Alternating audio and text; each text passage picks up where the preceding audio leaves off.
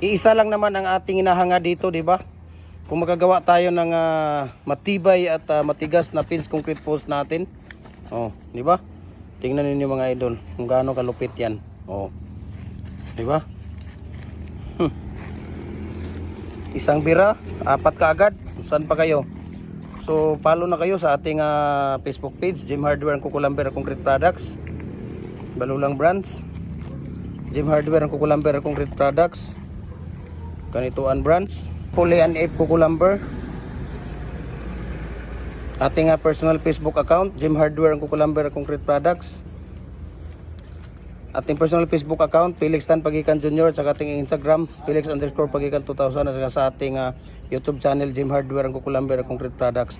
Para updated po kayo sa ating mga video, no? We can ship nationwide, Luzon, Visayas, Mindanao, no? I-private message nyo lang ako, share ko sa inyo ang price rate saka shipping details. So, ganito lang, no? Pagkatapos natin gamitin, kailangan linisan, no? Linisan natin. So, para kinabukasan, lagyan na naman natin ng used oil. 'Di ba? So, ganito lang ang gawin natin. Pagdating sa hapon, hugasan natin siya para matanggal yung mga concrete simento at saka yung buhangin. Okay?